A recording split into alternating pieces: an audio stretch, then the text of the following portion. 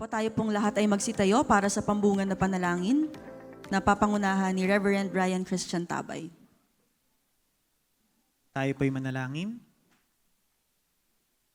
Tayo po'y manalangin.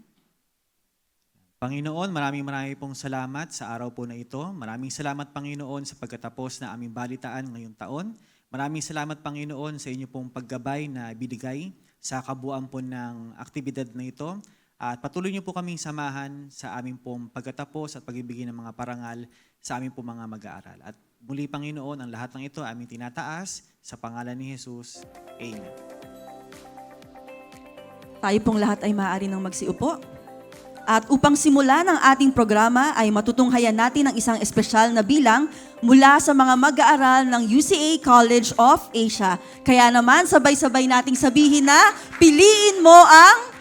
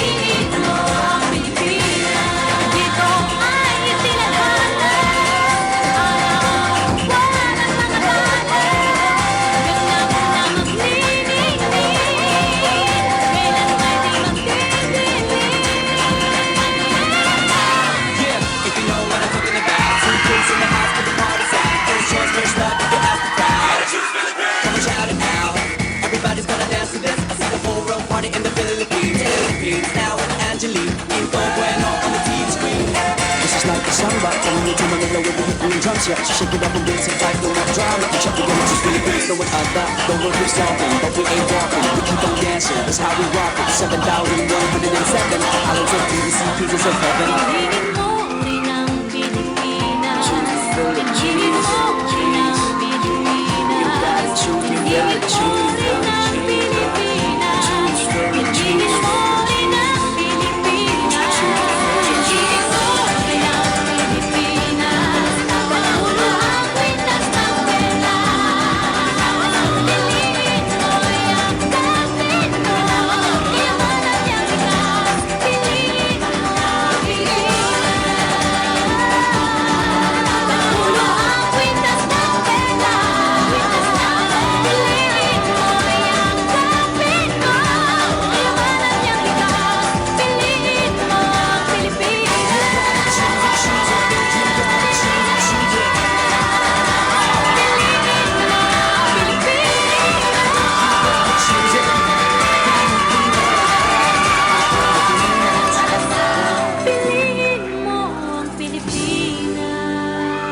po, ating pong palakpakan ang mga mahuhusay na mag-aaral mula sa UCA College of Asia.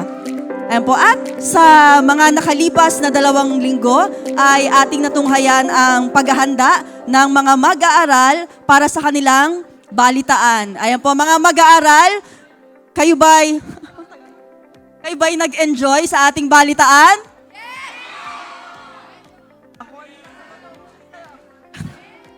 Nag-enjoy ba kayo sa ating balitaan?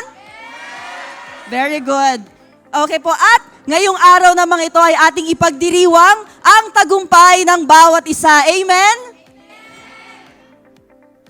Okay po, so ngayon po matutunghayan natin ang pinaghirapan ng bawat mag-aaral. Papanoorin po natin ang mga video. Pero sa ngayon po, kalahati lang yung papanoorin natin. For the whole video po, you can watch po the broadcast later. Okay? Okay po, so ngayon po, una nating tutunghayan ang balitaan mula sa Baitang 7. Kaya, Junior News Patrol, siyasatin nyo. Live mula sa UCA News Center, ito ang Junior News Patrol. Magandang araw. Ako po si Roren Stanchi. Ako naman po si April Melesio. Ako naman po si Rizabela Aguila at ito ang Junior News Patrol. Sa ulo ng mga balita, pataas ng pataas, presyo ng mga bilihin, alamin. Tutukan, mga usong sakit ngayong summer at mga tamang lunas para dito. Tuklasin ang proseso ng pagtatanim at pag-ani ng bigas. Ating alamin, mga makukulay na pagdiriwang sa buong Pilipinas. Dapat alam mo, ang mga tips para sa safe online shopping, ibabahagi. Makisaya, Pinoy Henyo Transportation Edition magbibigay aliw sa atin.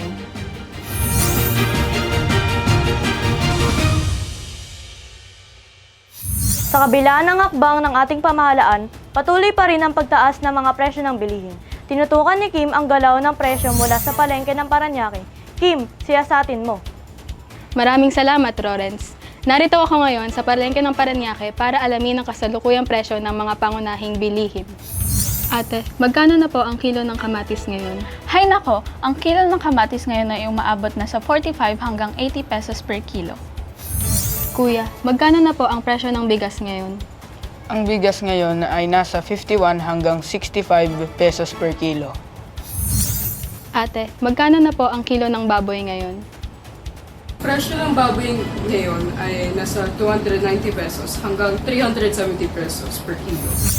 Dahil sa pataas na presyo ng mga bilihin, ang ating mga kababayan ay nahihirapan pagkasyahin ang kanilang budget sa pang-araw-araw. Ako po si Kim De Borja, nag-uulat mula sa palengke ng Parañaque. Balik sa inyo dyan sa studio. Maraming salamat, Kim. Ngayong tag-init ay iba't ibang sakit ang nauuso. Alamin natin kay Daniela David. Sa tanggapan ng Department of Health kung ano-ano ang mga sakit na ito at paano ito paggagalingin, Daniela, siyasatin mo. Maraming salamat, Afrats. Kasama natin ngayon isa sa mga sikat na doktor, pangkalusugan na si Doc Ryan Rosario.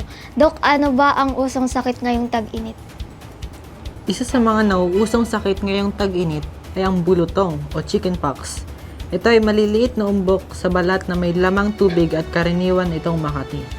Ang may bulutong ay maaari ring makaranas ng lagnat, sakit ng ulo at pananakit ng katawan. Doc, tama ba na bawal maligo ang taong may bulutong? Naku, mali yan. Ang taong may bulutong ay pwedeng maligo upang maibsan ang pangangati, ngunit wag lang kuskusin ang bahaging may bulutong. Magpakonsulta rin sa doktor upang mabigyan ng tamang gamot at pamahid sa mga bahaging may bulutong. Isa pa pong usong sakit ngayong tag-init ay ang sore eyes. Tama po ba, Doc Kay? Tama ka dyan. Ang sore eyes ay ang pagmumulan ng mga mata kasabay ng labis na pagmumuta nito na sinasabayan din ng kirot sa mata. Doc, sabi kasi ng lola ko noon, ang lunas daw sa sore eyes ay gatas ng ina. Naku, mali yan. Ang tamang lunas sa sore eyes ay warm compress sa matang may pamumulat at kirot. Magandang lunas din sa sore eyes ang mga eye drops at antibiotics na irereseta ng iyong doktor. Maraming salamat, Doc Kay. Dahil sa tindi ng sikat ng araw ngayon, nauuso na din ang sunburn. Dok, tama po ba? Tama ka dyan. Ang sunburn ay nangyayari kapag matagal na na-expose ang ating balat sa direktang sikat ng araw. Dahil dito ay nasusunog ng ang top layer ng ating balat. Dok, sabi ng lola ko, kapag na-sunburn ka daw, kailangan ng toothpaste para mabilis gumaling. Nako, mali. Ang tamang lunas sa sunburn ay ang pagpahid ng mga moisturizer na naglalaman ng aloe vera.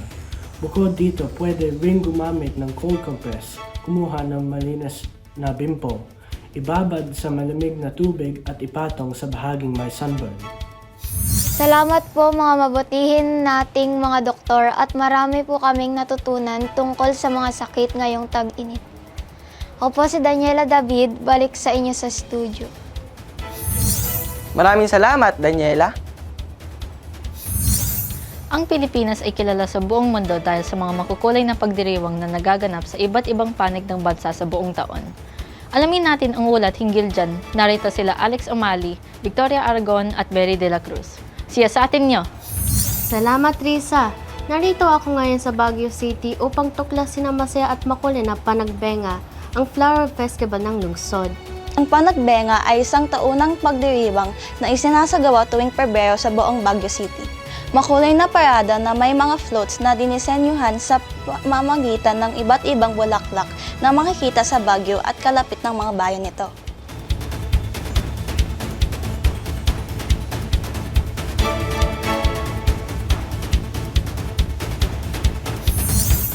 Narito naman ako sa Guimaras upang saksihan at tikman ang matamis at makulay na pagdiriwang ng Manggahan Festival. Kilala ang Guimaras sa matamis nitong mangga. Kaya naman, tuwing buwan ng Mayo ay pinagdiriwang nila ang Manggahan Festival. Dati itong tumatakbo sa loob lamang ng isang linggo. Ngunit sa paglipas ng mga taon, ito ay naging isang buwang kaganapan na puno ng mga aktibidad. Ang Manggahan Festival ay kinapapalooban ng mga trade and cultural shows at patimpalak na Eat All You Can Mango. Sa pamamagitan ng pagdiriwang na ito, ay mas nakilala ang export quality ng mangga at iba pang produkto ng Guimaras. Narito naman sa Balay, Batangas, lugar na kilala pa sa kanilang katakam-takam at malutong na lechon. Tuwing Hunyo ay ginaganap sa Balay, Batangas ang Lechon Festival kung saan daan-daang mga lechon ay pinaparada na sinasabayan ng mabasa ng mga tao. Matapos ang makulay na parada ay sabay-sabay na pagsasaluhan ng mga tao ang mga sarap at malasang mga lechon baboy. Talagang napakakulay ng mga kultura natin mga Filipino at ito ay patuloy na pinagyayaman at ipinagdadiriwa sa mga festivals na ito ay kaakibat ang suporta ng Department of Tourism upang ipakilala pa ito sa mundo. Balik sa inyo dyan sa studio. Maraming salamat, Alex, Victoria at Mary. Bahagi na ng kulturang Pilipino ang kanin. Kaya naman, sa bawat agahan, tanghalian at tapunan, maging handaan ay lagi natin pagsasaluan ito. Kaya naman, ngayong araw ay sasamahan tayo ni Arian de Chavez para talakayin ang proseso ng pagtatanim at pag-ani ng bigas. Narito ako ngayon sa Nueva Ecija upang tuklasin paano nga ba nagtatanim at umaani ng bigas. Kasama natin ngayon si Lorenz Castro. Salamat, Arian. Ang pagtatanim ng palay, tulad ng ibang pananim, ay nangangailangan ng ilang kondisyon para tumubo ng maganda. Ang palay ay nangangailangan ng patuloy na init at halumigmig upang lumago. Kasama ko naman ngayon si Mark Mendoza upang ikwento sa atin paano magtanim at mag-alaga ng palay. Salamat, Arian. Bago magtanim ng palay, ay kailangan munang ihanda ang lupang pagtataniman. Ito ay inaararo sa tulong ng mga kalabaw or makinarya. Ito ay kailangan upang makultivate ang lupa at maglabas ng mga kinakailangan sustansya para sa pananim. Pagkatapos nito, ay pagtutubigan ng ang palayan upang itanim ng mga binhi ng palay. Ngayon naman ay kasama ko si Kyler Castro dito sa Harvest Facility na itinayo ng Department of Agriculture para ikwento sa atin ang proseso ng pag-ani ng palay. Salamat Aryan. Bago maging tuloy ang bigas na nabibili ninyo sa mga palengke, ang palay ay dumadaan sa maraming proseso matapos itong anihin sa palayan. Dadaan ito sa threshing o pag-iik upang hiwalayin ang mga butil sa iba't ibang bahagi ng halaman. Tapos, ito ay lilinisin at patutuyuin. Pwedeng gawin ito sa mga daan na may direktang sikat ng araw o sa mga drying machines. Matapos nito, ay dadaan sa isang makinang magtatanggal ng mga balat ng butil para maging bigas na karaniwan nating nakita sa mga pamilihan. Salamat sa ating kapwa magsasaka. Tunay nga na magtanim ay hindi biro. Napakaraming proseso pala ang pinagdadaanan ng mga bigas na ating kinukonsumo. Balik sa inyo dyan sa studio. Maraming salamat, Aryan. Sa panahon ng digital age, maging ang ating pagbili ng mga bagay ay digital rin. Kaya naman, sasamahan tayo ni Abdul Ramal upang bigyan tayo ng mga tips paano ba mag-online buying in a safe way. Tama ka dyan. Sa panahon natin ngayon, halos lahat ng bagay ay available na online. Mula sa pagkain hanggang mga damit. Maging mga sasakyan ay pwede mo nang bilhin online. Pero paano ba tayo bibili online ng ligtas sa mga scammer at mga mangluloko? Para safe ang aking online buying, doon lang ako bumibili sa mga legit online selling platforms. At sa loob ng platform ay sinusuri ko din kung legit ba ang online shop upang masiguro ko na hindi sila fake seller. Bukod sa mga legit na online selling platform, sinusuri ko din kung totoo at legit ang mga online shop kung saan ako bibili. May mga website din na nag-offer ng online selling option, sinisigurado ko na legit ang mga website na ito. Kapag nakakita ako ng mga sale at offer na too good to be true, hindi ako basta naniniwala. Halimbawa, kung may na-offer ang online seller o online selling website na mga items na mahal mong mabibili sa mall tapos biglang magbababa ng presyo online. Mag-iisip muna ako ng maigi kung ito ba ay legit o scam lang. At kadalasan makikita natin yan sa mga reviews. Ugali kong mag-check muna ng mga reviews sa mga online selling platforms at online selling website. Tinitiyak ko din kung legit ba ang mga reviews na ito kasi may mga website at illegal online shop na gumagawa lamang ng mga bots para mag-post ng mga peking review, kaya dapat mapanuri ka din sa mga reviews. Minsan, sa online shopping ko, ay gumagamit ako ng e-wallet para magbayad. Pero bago ko ito gamitin, ay sinisigurado ko muna na legit ang online seller. Kadalasan, ginagamit ko ang cash on delivery o COD option para masigurado ko muna ang dadating ang item para ito ay ma-check ko bago ako magbabayad.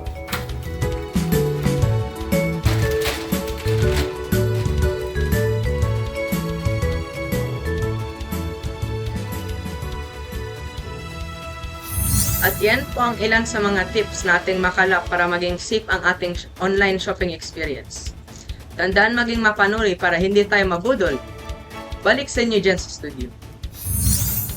Ngayon naman ay sasamahan tayo ni Prince na nakikisaya sa isang piyesta. Prince, saan ang location mo? Magandang araw, narito po ako sa Barangay Matapang at ngayon po ay may isang palaro tayong matutunghayan na lalahukan ng ating mga kabarangay. Ang paborito nating Pinoy Henyo. Tao? Oo. Bayani? Oo. Lalaki?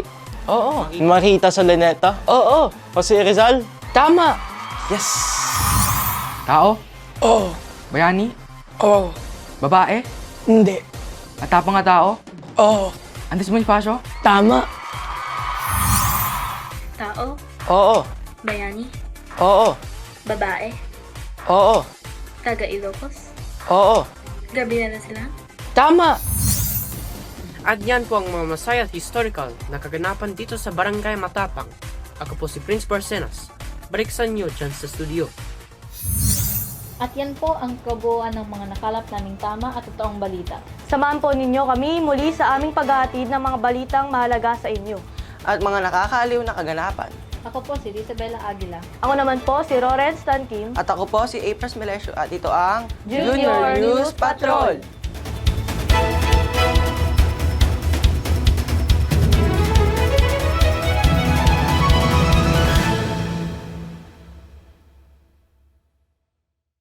Ayan po, at muli palakpakan po natin ang ikapitong baitang para sa kanilang Junior News Patrol. Okay po, at sa puntong ito, magbibigay tayo ng mga espesyal na mga parangal sa ating mga mag-aaral at ang mga bibigyan po natin ngayon ay ang pinakamasiglang manlalaro ng Pinoy Henyo, pinakamahusay na suportang aktor at aktres, at pinakamahusay na aktor at aktres sa balitaan. Ayan po, handa na ba kayo? Ayan po, so kapag binanggit ko po ang inyong pangalan, maaari lamang po na tayo'y tumayo sa gitna ng entablado upang tanggapin ang ating mga badge. Ayan po, magsisimula po tayo sa ikapitong baitang. Pinakamasiglang manlalaro ng Pinoy Henyo, Mark Luis Laila.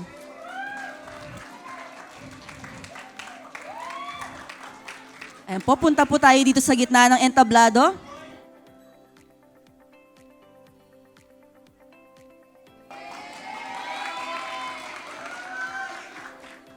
Para sa pinakamahusay na suportang aktres mula sa distance learning class, Jolie Suzanne S. Mendiola.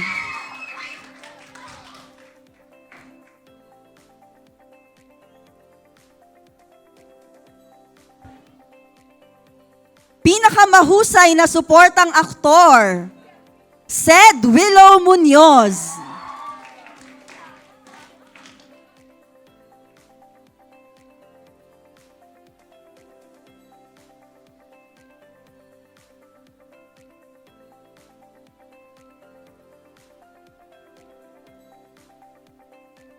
Pinakamahusay na aktor sa balitaan mula sa distance learning class, Kael Benedict B. Payo Quinto. At pinakamahusay na aktres sa balitaan, Abigail Joy Simon.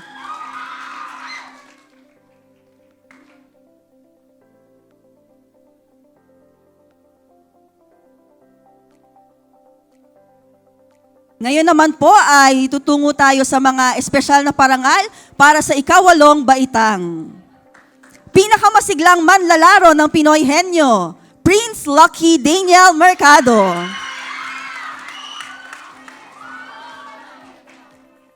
Ano po, tinatawagan po natin ang kanilang advisor para samahan sila sa gitna ng entablado.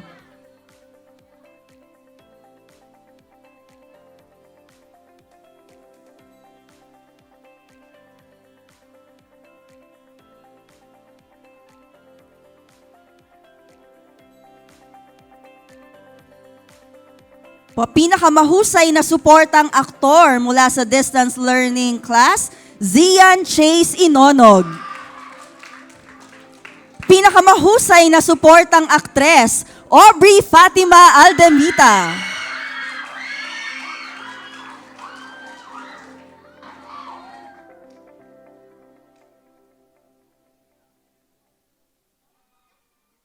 Susunod naman po, pinakamahusay na aktres sa balitaan, mula again sa distance learning class, Jayesha Liana Gozon. At pinakamahusay na aktor sa balitaan, Joshua P. Cantor.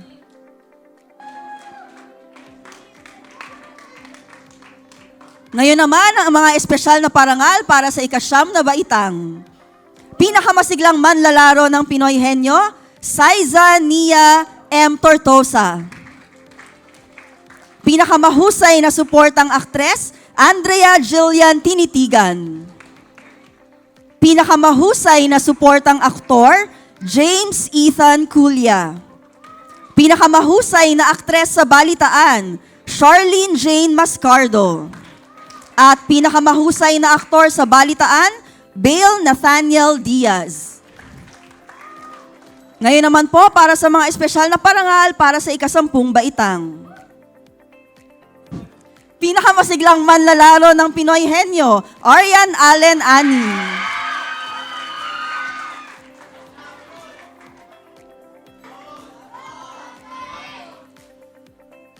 Pinakamahusay na suportang aktres mula sa distance learning class, Jaira Kristen Pastor. Pinakamahusay na suportang aktor, Charles Benjo T. Amis. Pinakamahusay na aktres sa balitaan, Suthani Thepkiao. At pinakamahusay na aktor sa balitaan, Jarrett Gon Velasco. At para naman po sa senior high school, pinakamasiglang manlalaro ng Pinoy Henyo, Amanda Lee Cantor. Pinakamahusay na suportang aktres, Cheska Ive Monteclaro.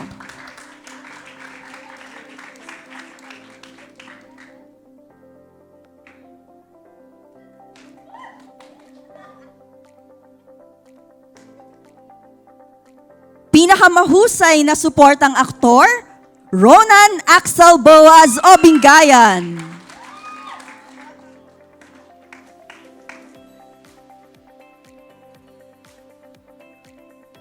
Pinakamahusay na aktres sa balitaan, Mary Nicole Parinas.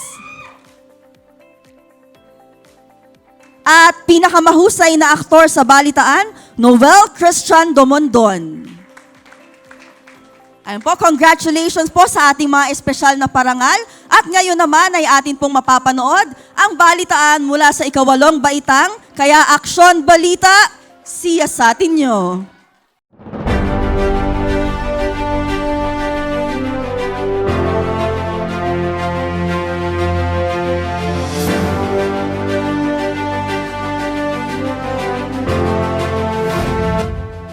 Magandang araw! Ako po si Mary Cordero. Ako naman po si Lyra Manga. Ako naman po si Princess Suarez at ito ang Aksyon Balita! Sa ulo ng mga balita, pataas ng pataas.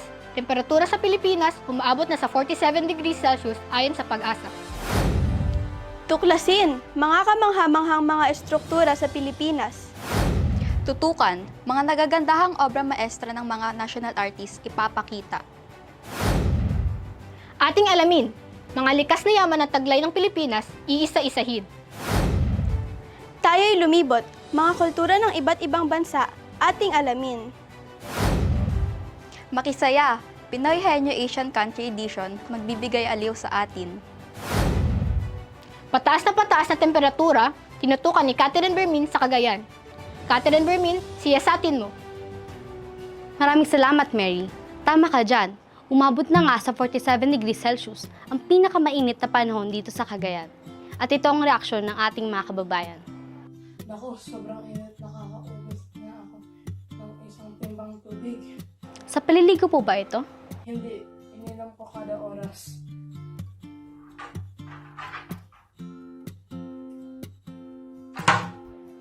Ang init sa Pilipinas. Dahil dyan, nakakaisip tuloy ako ng isang bagong imbensyon. Anong imbensyon po yan? Isang malaking aircon para palamigin ang buong Pilipinas.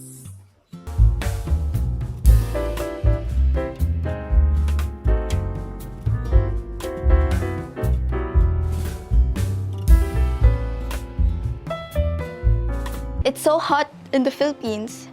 Kaya naman everyday I put on sunscreen para di naman na-sunburn ang aking skin. At yan pong latest tungkol sa ating temperatura. Balik sa inyo dyan sa studio. Maraming salamat, Catherine. Reporting mula sa Cagayan.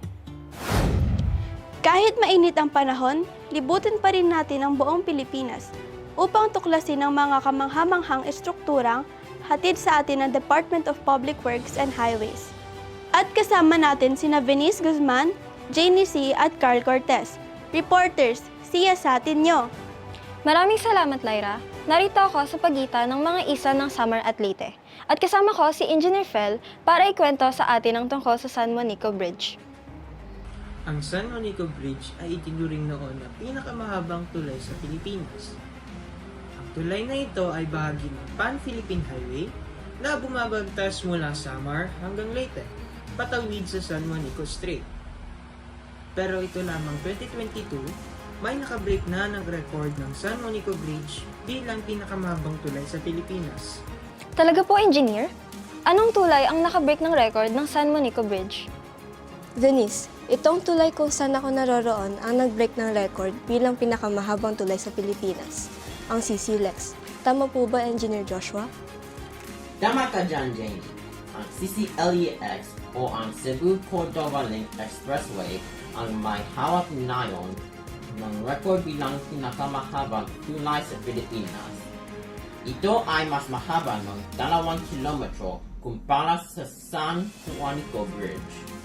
Bukod dito, ito rin ang may hawak ng record na pinakamataas na tulay sa bansa. Salamat, Engineer Joshua. Ngayon naman ay puntahan natin si Carl Cortez. Carl, saan ka naroroon? Narito ako ngayon sa South Luzon Expressway dito sa bahagi ng Sukat at kasama ko si Engineer Ahmad upang ibahagi sa atin ang kasaysayan ng SLEX. Salamat, Carl. Ang SLEX o South Luzon Expressway, gayon din ang NLEX o North Luzon Expressway, ay ginawa ng pamahalaan noong 1960s upang paunlarin ang mga lugar na katabi ng Metro Manila gaya ng Laguna, Batangas at Cavite na nadadaanan ng SLEX at mga probinsya ng Bulacan at Pampanga na nadadaan naman ng NLEX. Sa kasalukuyan, lagpas 300,000 na sasakyan ang dumadaan sa SLEX araw-araw at mahigit 400,000 na sasakyan naman kada araw ang dumadaan sa NLEX. Maraming salamat, Engineer Ahmad, sa mga impormasyon na yan. Balik sa inyo dyan, studio. Maraming salamat, Venice, Janie at Carl. Sa puntong ito, atin namang samahan si Alea Estrellado upang ipakita sa atin ang ilan sa mga obra maestra ng ating national artist. Alea, siyasatin mo. Salamat, Princess. Narito tayo ngayon sa Cultural Center of the Philippines na pinamamahalaan ng National Commission for Culture and the Arts upang ipasilip sa atin ang ilang obra ng ating mga national artists. At kasama natin si Jayesha upang ipakita ang ilang obra sa atin. Ngayong araw ay ipapakita ko sa inyo ang mga obra ng ating unang national artist for fine arts na si Fernando Amorsolo. Isa sa mga obra ni Fernando Amorsolo ay itong Planting Rice, isang eksena kung saan ipinapakita ang magsasaka na nagtatanim ng palay at sa kanilang likuran ay makikita ang Mayon Volcano. Ito namang obrang ito ay pinamagatang Making of the Philippine Flag. Dito iginuhit ni Amorsolo ang eksena ng pagtahi ng ating pambansang watawat. Ngayon naman ay kasama natin si Christina upang ipakita naman sa atin ang mga obra ni Guillermo Tolentino, ang ating national artist for sculpture. Salamat, Alea. Si Guillermo Tolentino ay tanyag sa kanyang mga gawa. Isa na rito ang sikat na monumento na ating makikita sa bungad ng UP Diliman, ang Oblation.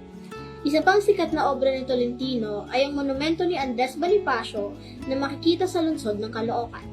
Si Guillermo Tolentino rin ang nagdisenyo ng mga ginto at tansong medalyang iginagawad sa Ramon Magsaysay Award na iginagawad sa mga natatanging Asyano.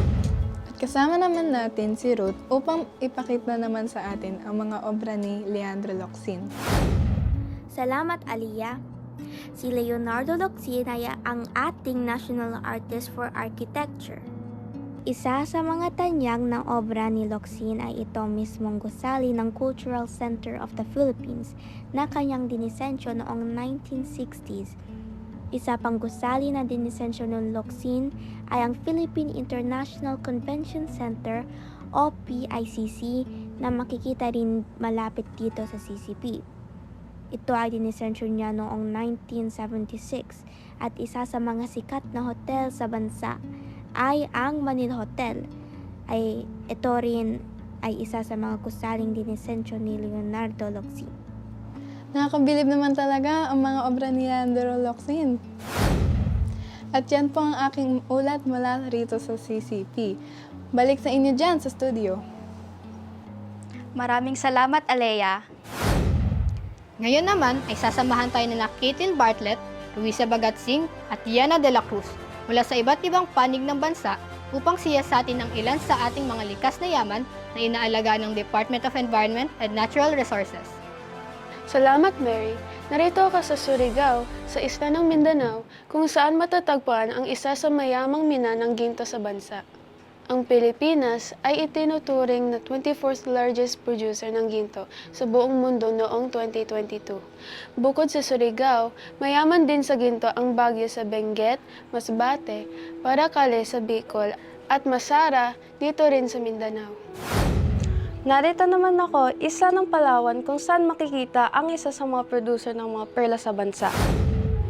Ang Pilipinas ay isa sa mga pinagmumulan ng mga natural na perlas at shell. Ang mga kababayan nating Badyaw ay kilala sa kanilang mga kasanayan sa pagsisid at sa paghahanap ng mga rare na perlas. Kilala din ang Pilipinas bilang mahalagang pinagmumulan ng mga gintong South Sea Pearls. Ginagawa rin ang mga White Sea Pearls at karamihan sa aktibidad ng pagkukulture ng perlas ay matatagpuan sa isla ng Palawan. Narito naman ako sa probinsya ng Zambales upang siyasatin ay sa mahalagang gem na makikita sa ating bansa, ang jade. Bukod sa Zambales, namimina rin ang jade sa Batanes at Palawan. At bukod sa jade, namimina rin ang garnet, opal, at tektite sa iba't ibang panig ng Pilipinas. Wow! Napakayaman naman talaga na ating bansa sa mga likas na yaman! Balik sa inyo dyan sa studio! Maraming salamat, Caitlin, Ruisa at Tiana. Ngayon naman ay dadako tayo sa tanggapan ng Department of Foreign Affairs upang tunghayan ang isang programa ng cultural exchange. At sasamahan tayo ni Nathan Go. Nathan, siyasatin mo. Salamat, Lyra. Ngayong araw ay narito tayo sa tanggapan ng DFA upang makita ang Cultural Exchange Program. Isang programa kung saan makikita natin ang kultura ng mga bansang meron tayong diplomatic relationship. Isa sa mga bansa na iyon ay ang Japan at ngayon kasama natin si Gwen. Salamat, Nathan. Ako ay kumakatawan sa konsulado ng Japan. Ang Japan ay isa sa mga bansa na mayaman sa kultura at sining.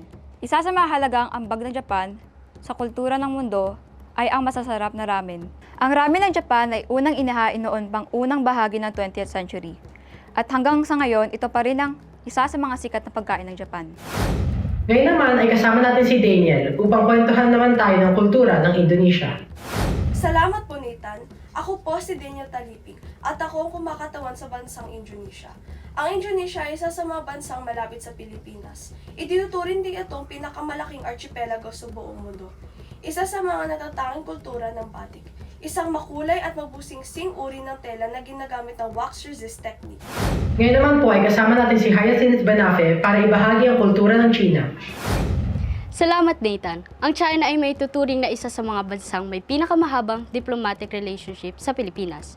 Ito ay nagsimula pa bago pa man dumating ang mga Espanyol sa Pilipinas. At dahil dyan, marami sa mga bahagi ng kultura ng China ay naging bahagi na rin ng ating kultura, gaya ng mga pagkain, pansit, lumpia at mami.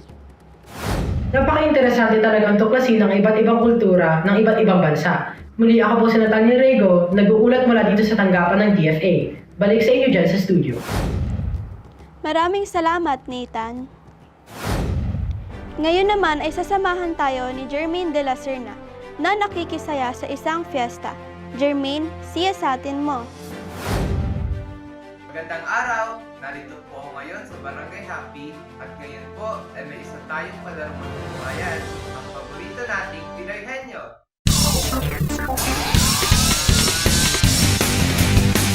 Lugar? Oo. Sa Pilipinas? Hindi. Sa Asia? Oo. Sa malapit sa Pilipinas? Pwede. Taiwan? Lugar? Oo. Sa Pilipinas? Hindi. Sa Asia? Oo. Malapit sa Pilipinas? Hindi. Malamig ba dito? Pwede. South Korea? Yan po, masasayang kaganapan dito sa Barangay Happy. Ako si Jermaine de la Serna, balik sa inyo dyan sa studio. Maraming salamat, Jermaine de la Serna. At yan po ang kabuuan ng mga nakalap naming balita mula sa iba't ibang panig ng bansa at ng mundo. Samahan po ninyo kami muli sa aming paghahatid ng mahalagang balita at tamang impormasyon. At mga kagilagilalas na kaganapan. Ako po si Princess Suarez. Ako naman po si Mary Cordero. At ako naman po si Lyra Manga. At ito ang Action Balita.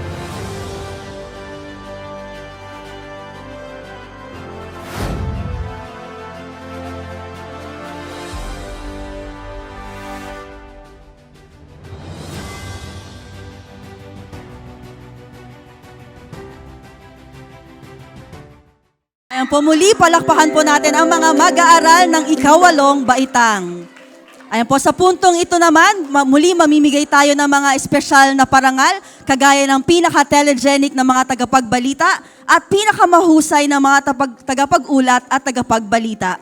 Simulan natin mula sa ikapitong baitang. Muli, kapag inyong narinig ang inyong mga pangalan, maaari lamang na pumunta sa gitna ng entablado. Pinaka-telegenic na babaeng tagapag-ulat, Kimberly Camille de Borja.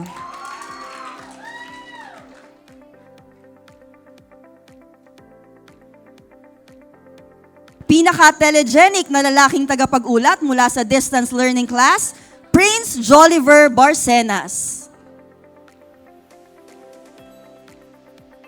Pinaka-telegenic na tagapagbalita, Efrats Melesio.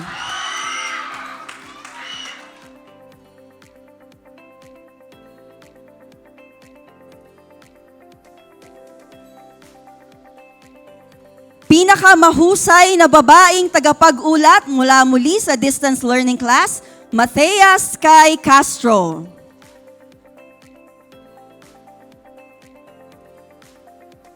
Pinakamahusay na lalaking tagapag-ulat, Prince Joliver Barcenas. At pinakamahusay na tagapagbalita, Lawrence Ryan Tankim.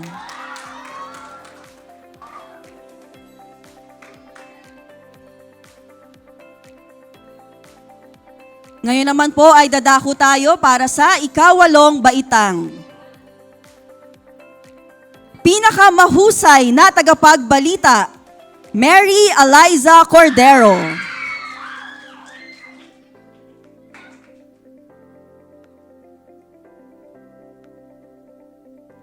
Pinakamahusay na lalaking tagapag-ulat mula sa distance learning class, Nathaniel Ray Go.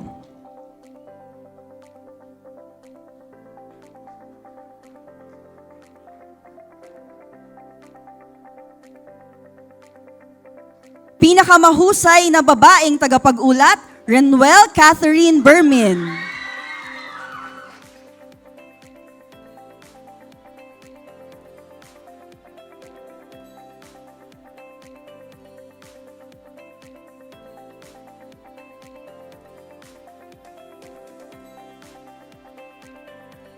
Pinaka-telegenic na tagapagbalita, Lyra Jerain Manga.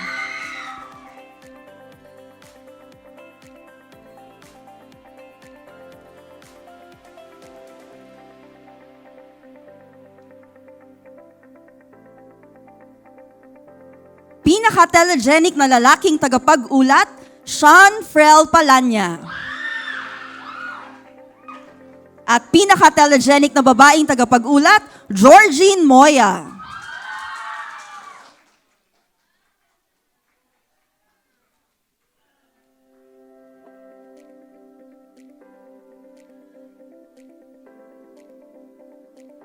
O muli, palakpakan natin ang mga nabigyan ng espesyal na parangal mula sa ikapito at ikawalong baitang.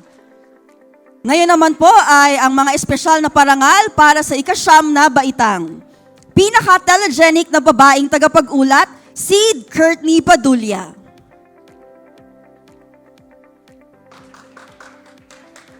Sunod, pinaka-telegenic na lalaking tagapag-ulat, John Matthew Aloba.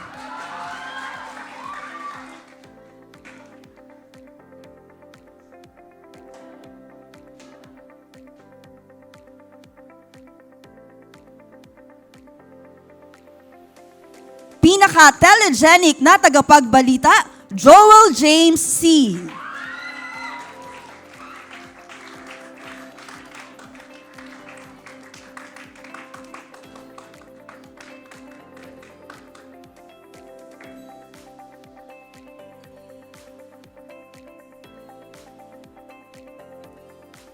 Pinakamahusay na babaeng tagapag-ulat, Josh Aliyah Ilagan. Pinakamahusay na lalaking tagapag-ulat, Kyle Cedrain Soriano. At pinakamahusay na tagapagbalita, Jello Lumen.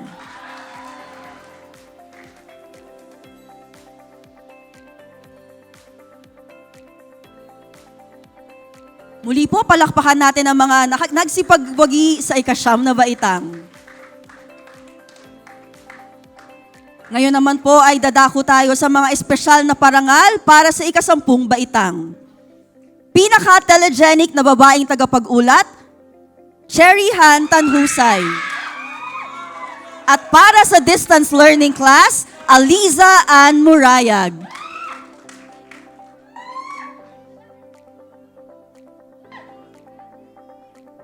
Pinaka-telegenic na lalaking tagapag-ulat, Rigel Kaskayan. At para sa distance learning class, Jeremiah Ong.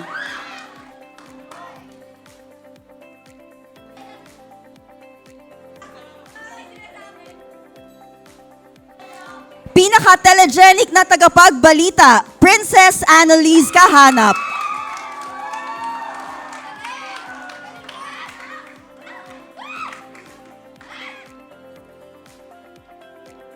Pinakamahusay na babaeng tagapag-ulat, Cherry Han Tanhusay. At para sa distance learning class, Maria Janina Panghilinan.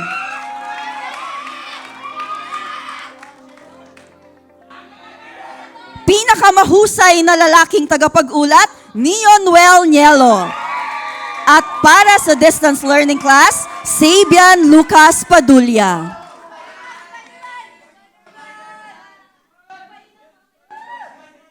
At pinakamahusay na tagapagbalita, Nel John Haron.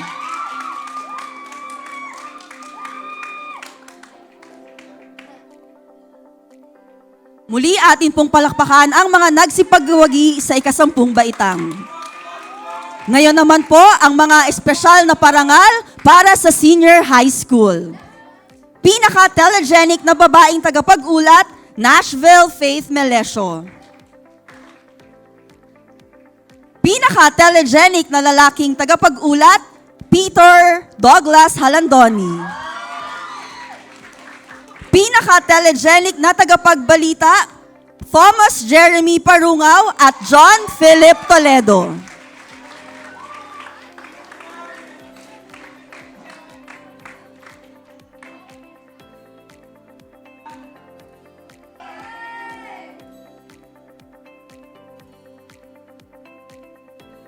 Pinakamahusay na babaeng tagapag-ulat, Charlize Ibanez.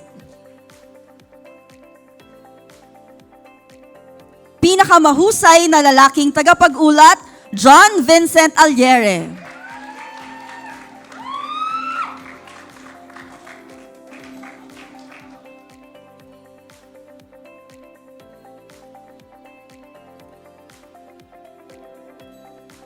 At pinakamahusay na tagapagbalita, Christina Cassandra Di Maranan. Muli po ating palakpakan ang mga nagsipagwagi sa senior high school.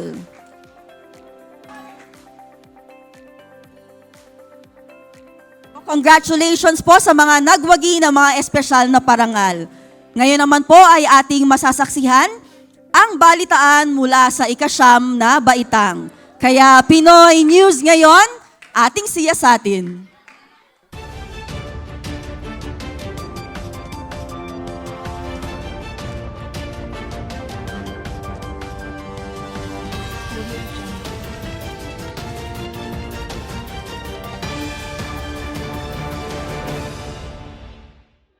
Live mula sa UCA News Center, ito po ang Pinoy News ngayon kasama si Jello Lumen, Jaira Delos Reyes at Joel C.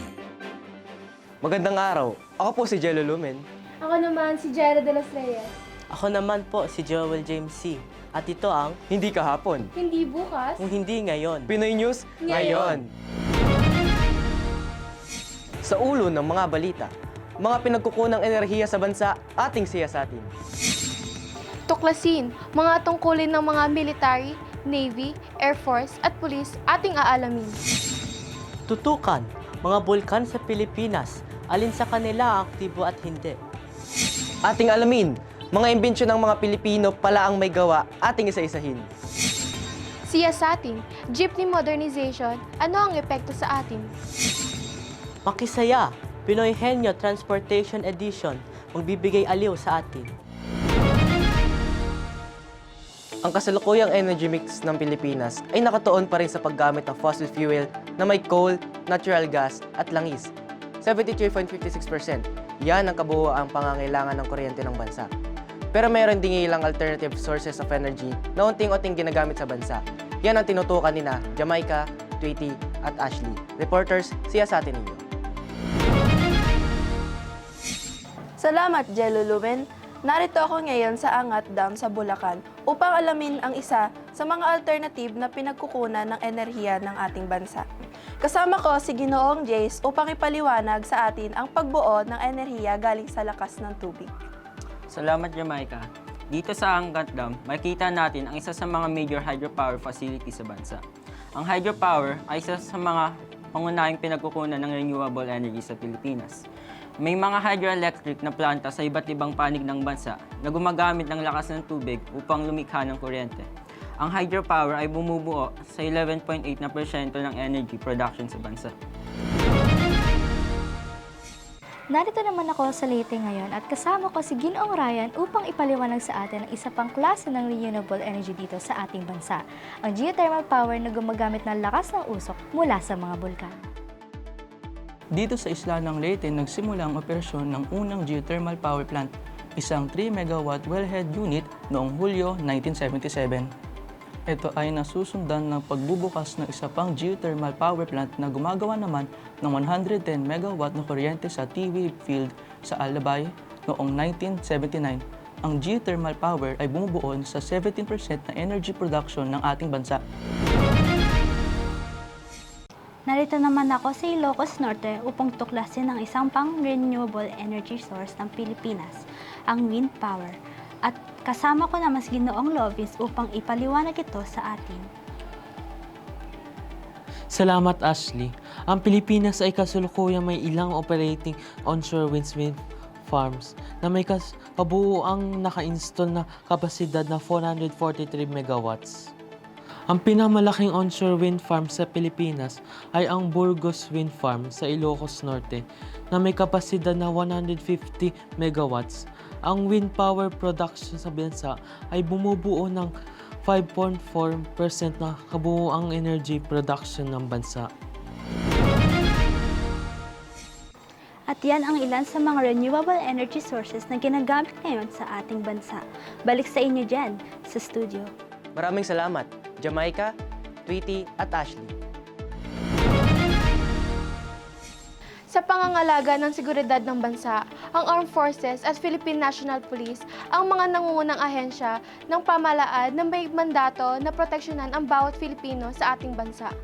Kasama natin sina Sophia, Kim, Josh at Charlene upang siyasatin ang balitang ito. Maraming salamat, Jaira. Narito ako sa Camp Aguinaldo upang interviewin ang isang miyembro ng ating Philippine Army upang alamin ng kanilang tungkulin sa seguridad ng ating bansa. Salamat, Reporter 4. Ang misyon ng Philippine Army ay organisahin, sanayin, i-deploy at i-sustain ang ground forces sa pagsasagawa ng suporta sa mga operasyon upang panatilihin ang kapayapaan, upang matulungan ang bansang Pilipino na lumikha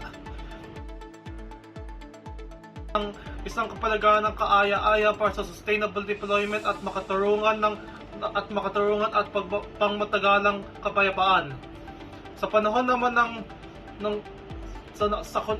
sa kunatulad ng bagyo at pagbaha, nariyan din ang Philippine Army upang magsagawa ng mga rescue operation. Narito naman ako sa Naval Station Jose Andrada sa Rojas Boulevard upang interviewin ang isa sa mga miyembro ng Philippine Navy na nangangalaga sa ating seguridad sa mga karagatang nakapalibot sa ating bansa. Salamat, Kim. Ang Philippine Navy ay kasalukuyang responsable sa mga operasyon ng digma sa dagat at sa misyon ng Maritime Patrol sa loob ng katubigan ng Pilipinas. Gayon din ang pagtiyak ng mga proteksyon ng mga interes sa dagat ng Pilipinas, kabilang na ang West Philippine Sea at Benham Rise. Ang Navy ay may pananagutan din para sa anti-piracy mission sa Sulu Sea. Nagde-deploy din ng mga naval assets sa panahon ng humanitarian assistance operations pagkatapos ng mga sakuna. Magandang araw, ito po si Josh Ilagan, reporting. Narito naman po ako sa Villamor Air Base sa lungsod ng Pasay upang interviewin ang isang miyembro ng Philippine Air Force upang alamin ang mga tungkulin ng ating seguridad ng airspace ng ating bansa. Reporting live sa Villamor Air Base. Sa kasalukuyan, ang Philippine Air Force ay responsable para sa parehong pagtatanggol na himpapawid ng Pilipinas at pagsasagawa ng aerial operations sa buong Pilipinas, tulad ng close air support operations, combat air patrols, aerial reconnaissance missions, airlift operations, helicopter tactical operations, special operations, at aerial humanitarian operations, na kinabibilangan ng mga search and rescue operations sa panahon ng mga kalamidad. Narito naman ako sa Camp Crame, ang main headquarters ng Philippine National Police upang interviewin ang isang miyembro ng ating kapulisan, si Matthew Aloba. Maraming salamat, Charlene. Ang Philippine National Police ay nagpapatupad na ng lahat ng batas at ordinansya kaugnay sa proteksyon ng mga buhay at ari-arian ng mga Pilipino. Ito ay nagpapanatili ng kapayapaan at kaayusan at ginagawa ang lahat ng kinakailangang hakbang upang matiyak ang kaligtasan ng publiko. Gumagamit din ng PNP ng mga makapangyarihang upang magsagawa ng pag-aresto, paghahanap at pagkuha ng mga gamit bilang ebidensya sa mga kaso alinsunod sa nag-uugnay na batas. Tunay na magigiting ang ating armed forces at pulisya. Ako si Charlene Jane Mascardo, balik sa inyo dyan sa studio. Maraming salamat, Sophia, Kim, Josh, at Charlene. Sa puntong ito, atin naman sasamahan si Kyle, Akisha at Faye mula sa tanggapan ng FIVOX upang alamin ang mga aktibong bulkan dito sa Pilipinas. Salamat, Joel James. Kasama ko po ngayon si Samuel Nepomuceno para talakay ng isa sa mga aktibong bulkan sa Pilipinas. Salamat, Kyle. Isa sa pinakaaktibong bulkan sa Pilipinas ay ang Bulkang Taal sa Batangas. Kahit na ito ang pinakamaliit na bulkan sa Pilipinas, ang Bulkang Taal ay isa sa pinakaaktibong bulkan sa nagdaang taon. Ang unang pagputok ng Bulkang Taal ay naitala noong 1572. At mula noon ay may 55 na naitalang pagputok ang Bulkang Taal hanggang sa uli nitong pagputok noong 2020. Magandang umaga. Ako po ang reporter nito, si Akisha Evans. Kasama ko naman ngayon si Geologist Moses upang talakayin sa atin ang isang pang-aktibong bulkan sa Pilipinas. Ang bulkan ngayon. Salamat, Akisha. Ang Bulkang Mayon ay isang struck volcano na makikita sa probinsya ng Albay sa Bicol Region. Kahit na ito ay mukhang tahimik dahil sa perfect cone shape nito, ang Bulkang Mayon ang tinuturing ng FIVOX bilang pinaka-aktibong bulkan sa bansa. Ito ay nagkaroon ng 52 pagsabog mula noong 1766, kung saan unang naitala ang pagputok nito. Narito naman si Fritzy upang talakayin sa atin ang isa pang aktibong bulkan sa Pilipinas, ang Mount Pinatubo. Salamat, Reporter Alvarez. Ang Mount Pinatubo ay isa ring aktibong stratovolcano na matagpuan sa gitnang Luzon at nakapaloob sa mga probinsya ng Zambales, Tarlac at Pampanga. Ang huling mapaminsalang pagputok nito ay naganap noong 1991 kung saan nagbuka na ito na makapal na abo na umabot sa Metro Manila at maging sa ilang kalapit nating bansa sa Asia. Ang papatok na ito ay nagdulot din ng pagdaloy ng lahat sa mga bayang nakapaligid dito. Bilang isang bansang kabilang sa Pacific Ring of Fire, ang Pilipinas ay tahanan ng mga aktibong bulkan. At yan ang aming mga ulat mula dito sa FIVOX. Balik sa inyo dyan sa studio. Maraming salamat, Kyle, Akisha at Faye. Ngayon naman po ay sasamahan tayo ni John, Shane at Sid mula sa tanggapan ng Department of Science and Technology upang alamin ang mga ambag ng mga Pinoy inventors sa agham at teknolohiya sa mundo. Reporters, siyasatin mo. Narito ako sa Tauig sa main office ng DOST upang tuklasin ang iba't ibang imbensyong Pinoy na nagamit ng mga tao hindi lamang sa Pilipinas kung maging sa buong mundo. Isa na rito ang lunar rover na ginamit ng unang taong tumapak sa buwan. Ang mechanical engineer na si Eduardo San Juan, na kilala rin bilang the Space Junkman, ay nagtrabaho sa pangkat na nag-imbento ng lunar rover o moon buggy. Siya ang itinuturing na pangunahing taga-disyeno ng lunar rover. Siya rin ang taga-disyeno ng articulated wheel system. Mahilig ka bang kumanta kahit nawala sa tono? Isa sa mga sigating imbensyong Pinoy na nagagamit ngayon ay ang sing-along system, o mas kilala ngayon bilang karaoke. Hawak ni Del Rosario ang patent sa sing-along system, isang uri ng karaoke na kanyang binuo noong 1975. At dahil dito ay, siya ang tanging may hawak ng patent ng karaoke system sa buong mundo. Matapos matuklasan ang isang antibiotic na nagmula sa isang uri ng bakterya na natagpuan sa kanyang sariling sakahan noong 1949, sumikat ang isang Filipino scientist. Natukoy ni Dr. Abelardo Aguilar ang isang strain ng bakterya habang pinag-aaralan ang mga sample ng lupa. Nakumantong sa pagkatuklas ng erythromycin, isang malawak na spektrum na bakterya na ngayon ay ginagamit bilang lunas sa maraming sakit.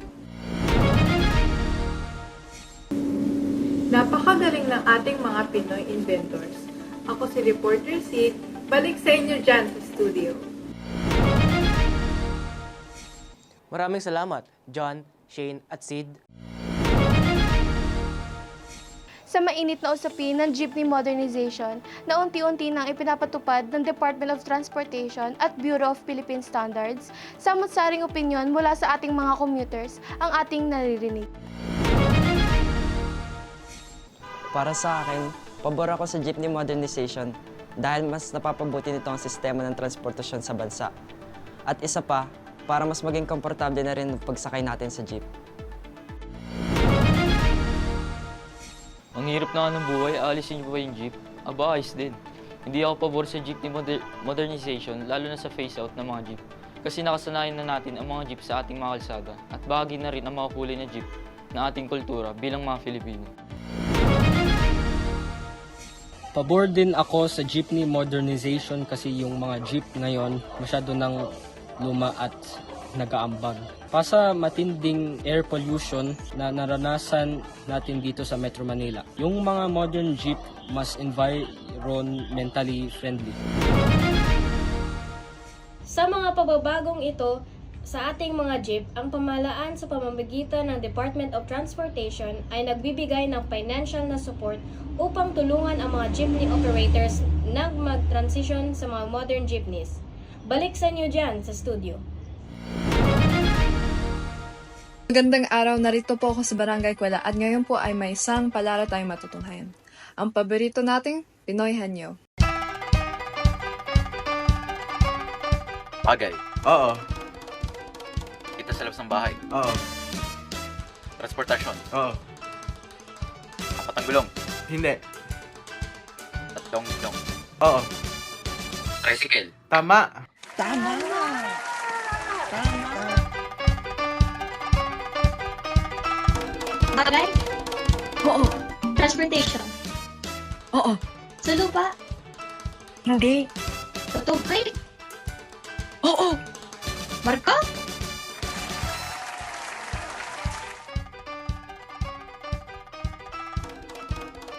Tao? Hindi. Hayop? Hindi. Bagay? Oo. Ginagamit sa loob ng bahay? Hindi. Ginagamit pang araw-araw? Pwede. Sa labas ng bahay? Oo.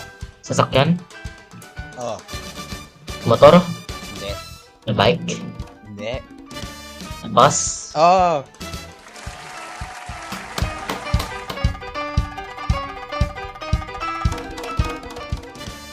Bagay? Oo. Transportasyon. Oo. Walang gulong? Pwede. Lumilipad. Oo. Airplano. Oo, tama.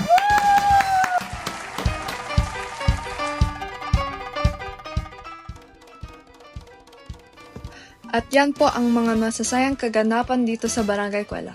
Ako po si Reporter Daniel. Balik sa inyo, dyan sa studio. At yan po ang kabuuan ng mga nakuha naming balita mula sa iba't ibang panig ng Pilipinas. Samahan po ninyo kaming muli sa aming paghahatid ng mga mahalagang balita. At ang mga cute na kaganapan. Ako po si Joel James C. Ako naman po si Jello Lumen. At ako naman si Jaira de los Reyes. At ito ang Hindi kahapon. Hindi Bukas. Kung hindi ngayon. Pinoy News ngayon. At palakpakan natin po ang balitaan mula sa ika-9 na baitang. At ngayon naman ay magbibigay tayo ng mga espesyal na mga parangal para sa mga klaseng nakakuha ng pinakamaraming views at positibong reaksyon mula sa Facebook at YouTube.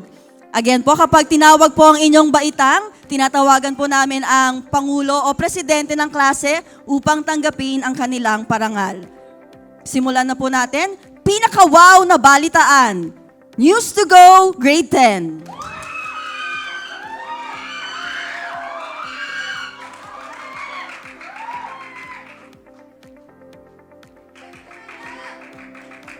Pinaka-love na balitaan, News to Go, Grade 10.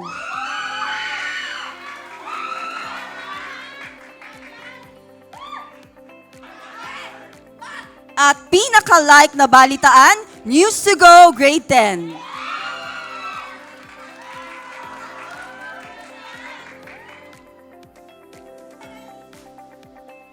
Para sa mga nakakuha ng gold play button, Junior News Patrol Grade 7 na nakakuha ng 1,670 mga views or 1,670 views combined from YouTube and Facebook.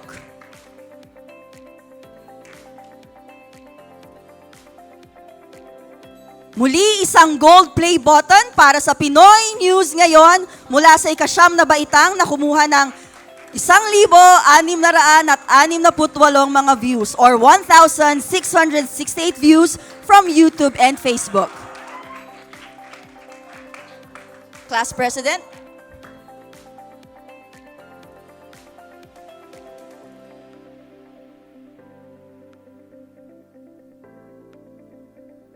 At isa pa muling gold play button para naman sa Sentro Balita ng Senior High School na nakakuha ng 1,748 mga views or 1,748 views from YouTube and Facebook.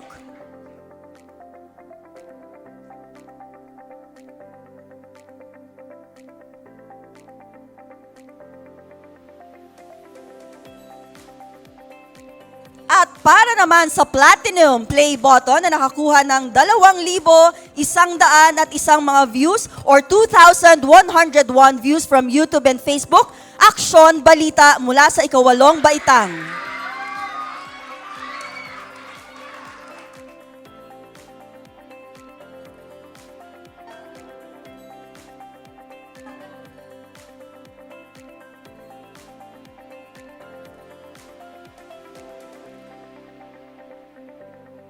At Diamond Play button para sa News to Go, ika-10 baitang na nakakuha ng 11,323 mga views or 11,323 views from YouTube and Facebook.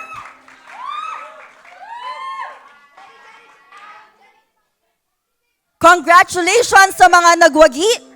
Ngayon naman ay atin nang matutunghayan ang News to Go ng Grade 10 at Sentro Balita ng Senior High School.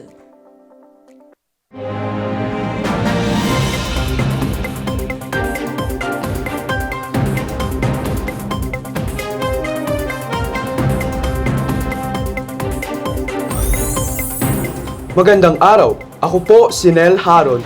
Ako naman po si Justin Arguelles. Ako naman po si Princess Kahanap at ito ang News to Go!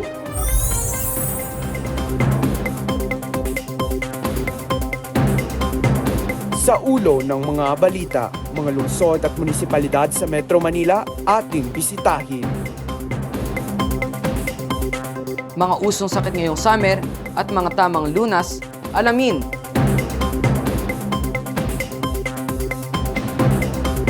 Tutukan, mga bulkan sa Pilipinas, alin sa kanila ang aktibo at hindi. Ating alamin, mga likas na yaman taglay ng Pilipinas, isa-isahin. Dapat alam mo, ang mga tips para sa safe online shopping, ibabahagi.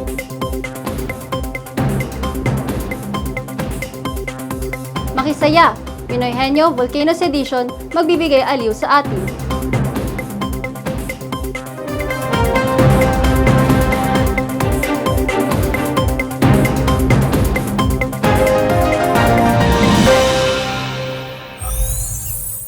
Ang Metro Manila, sentro ng pamahalaan at kalakalan ng bansa. Ating alamin ang mahalagang impormasyon hinggil dito. Tayo ay sasamahan ni Cherry, Rigel, Neon, Jericho, Sabian at Ruth mula sa iba't ibang panig ng Metro Manila. Reporters, siyasatin niyo. Maraming salamat, Nel. Ako ay narito sa lungsod ng Maynila, ang kapitolyo ng ating bansa. Ang lungsod na ito ay ang pangunahing lungsod ng komersyo at pamahalaan ng Pilipinas sa humigit na 4 na siglo. Sa Maynila matatagpuan ang isa sa mga makasaysayang lugar sa ating bansa, gaya ng Intramuros, ang Palasyo ng Malacanang, mga lumang simbahan at ang pinakamatandang universidad sa Asia, ang University of Santo Tomas. Narito naman po ako sa lungsod ng Quezon. Ang lungsod na ito ay itinuring din bilang kapitolyo ng ating bansa mula July 1948 hanggang Hunyo 1976. Ang Quezon City ay ipinangalan kay dating Pangulong Manuel Quezon na isa sa mga nagsulong na gawin itong lungsod sa pamamagitan ng Commonwealth Act 502 noong 1939. Sa kasalukuyan, ilan sa matanggapan ng pamahalaan ay matatagpuan sa Quezon City gaya ng Commission on Audit, ang Kongreso o Batasang Pambansa at Sandigan Bayan. Dito din matatagpuan ang matanyag na pamantasan gaya ng UP sa Diliman at Ateneo sa May Loyola. Narito naman ako sa border ng lungsod ng Makati at Pasay. Ang dalawang syudad na ito ay dalawa sa mauunlad na syudad sa buong bansa. Sa lungsod ng Makati, may kita ang maraming tanggapan ng kumpanya at korporasyon, kaya naman tinawag itong Financial Capital ng Pilipinas. Samantalang sa lungsod naman ng Pasay, may kita ang isa sa pinakamalaking mall sa buong mundo, ang SM Mall of Asia. Magandang umaga. Narito naman ako ngayon sa lungsod ng Caloocan na bahagi ng Camanaba District na binubuo ng Caloocan, Malabon, Navotas at Valenzuela. Sa bahaging ito ng Metro Manila, dito matatagpuan ang ilan sa mga fishport gaya ng Malabon Fishport at ang isa sa pinakamalaking fishport sa bansa at sa buong Asia, ang Navotas Fishport Complex. Marami ring mga pabrika at manufacturing companies ang matatagpuan dito sa Camanaba. Narito naman ako sa lungsod ng Pasig, na bahagi ng distrito ng pamamarisan na kinabibilangan ng mga lungsod ng Pasig, Mandaluyong, Marikina at San Juan. Ang mga lungsod na ito ay nasa silangang bahagi ng Metro Maynila. Ang mga lungsod na ito ay ilan sa mga mabilis ang pag-uunlad sa mga nagdaang dekada. Dito, makikita ang sikat na mga pasyalan gaya ng Mega Mall sa Mandaluyong, Ortiga Center sa Pasig, Pinaglabanan Shrine sa San Juan at ang River Park sa Marikina. Narito naman ako sa Parañaque na bahagi ng distrito ng Muntinlupa Tapat na kinabibilangan ng mga lungsod ng Muntinlupa, Parañaque, Las Piñas at Taguig at ang natatanging munisipalidad sa Metro Manila, ang bayan ng Pateros. Ang bahaging ito ng Metro Manila ay matatagpuan sa paligid ng pinakamalaking lawa sa bansa, ang Laguna de Bay. Dito rin makikita ang pangunahing airport sa bansa, ang Ninoy Aquino International Airport sa Parañaque. Maraming salamat Cherry, Rigel, Neon, Jericho, Sabian at Ruth na nakatutok sa iba't ibang panig ng Metro Manila. Ngayong tag-init, ay iba't ibang sakit na nauso. Alamin natin mula kay Aliza mula sa tanggapan ng Department of Health kung ano mga sakit na ito at paano ito pagagalingin. Aliza, siya sa atin mo. Maraming salamat, Justin. Ngayon kasama natin si Dr. Thomas, Dr. Sitani at Dr. Jared. Doc, ano nga po ba ang mga usong sakit ngayong tag-init? Isa sa mga nauusong sakit ngayong tag-init ay apigsa. Ito ay parang maliit na bukol tumutubo sa ating katawan. Ang mga bukol nito ay may nana sa loob na nagdudulot ng sakit sa bahagi kung saan ito ay tumutubo. Doc, tama po ba na ang lunas sa pigsa ay ito? Nako, mali yan. Ang tamang lunas sa pigsa ay warm compress. Kumuha ng malinis na bimpo na naibabad sa mainit na tubig at idampi sa pigsa. Makakatulong ito maibsan ang sakit. Maganda na rin na magpakonsulta sa doktor upang maresetahan ng tamang gamot. Ako si Doc Velasco at ito ang balita ngayong araw. Bye! Dahil sa tindi ng sikat ngayong tag-init at sobrang init, uso rin daw po ang sunburn. Tama po ba, Doc? Tama ka dyan. Ang sunburn ay nangyayari kapag matagal na na-expose ang ating balat sa direktang sikat ng araw. Dahil dito ay nasusunog ang top layer ng ating balat. Doc, sabi ng lola ko, kapag ikaw daw na sunburn, kailangan daw lagyan ng toothpaste para agad-agad gumaling. Nako, mali. Ang tamang lunas sa sunburn ay ang pagpahid ng mga moisturizer na naglalaman ng aloe vera. Bukod dito, pwede rin gumamit ng cold compress. Kumuha ng malinis na bimpo, ibabad sa malamig na tubig at ipatong sa bahaging may sunburn. Salamat po mga Doc at marami po kami natutunan tungkol sa mga usong sakit ngayong tag-init. At kayo, uminom lagi kayo ng tubig para hindi tayo ma-dehydrate. At lumaban lang dahil ang mga Pilipino hindi sumusuko. Ako si Aliza Morayag, balik dyan sa inyo sa studio. Maraming salamat, Aliza. Sa puntong ito, atin naman sasamahan si Aishi mula sa tanggapan ng FIVOX upang siyasatin ang mga aktibong bulkan dito sa Pilipinas. Salamat, Princess! Kasama ko po ngayon si Ginoong Charles para talakayin ang isa sa mga aktibong bulkan sa Pilipinas. Salamat, Aishi. Isa sa mga pinakaaktibong bulkan sa Pilipinas ay ang Bulkang Taal sa Batangas. Kahit na ito ang pinakamaliit na bulkan sa Pilipinas, ang Bulkang Taal ang isa sa pinakaaktibong bulkan sa mga nagdaang taon. Ang unang pagputok ng Bulkang Taal ay naitala noong 1572 at mula noon ay may 55 naitalang pagputok ng Bulkang Taal hanggang sa huli nitong pagputok noong taong 2020. Kasama ko naman po ngayon si Ginoong Leo upang talakayin sa atin ang isa pang mga aktibong bulkan sa Pilipinas, ang Bulkang Mayon. Salamat, Aishi. Ang Bulkang Mayon ay isang stratovolcano na makikita sa probinsya ng Albay sa Bicol Region. Kahit na ito ay mukhang tahimik dahil sa perfect cone shape nito. Ang Bulkang Mayon ang itinuturing ng FIVOX bilang pinaka-aktibong bulkan sa bansa. Ito ay nagkaroon ng 52 pagsabog mula noong 1766 kung saan unang naitala ang pagputok nito. Narito naman ako kasama si Binibining CA upang talakayan sa atin ang isa pang aktibong bulkan sa Pilipinas, ang Mount Pinatubo. Salamat, Aishi. Ang Mount Pinatubo ay isa ring aktibong stratovolcano na matatagpuan sa gitnang Luzon at nakapaloob sa mga probinsya ng Zambales, Tarlac at Pampanga.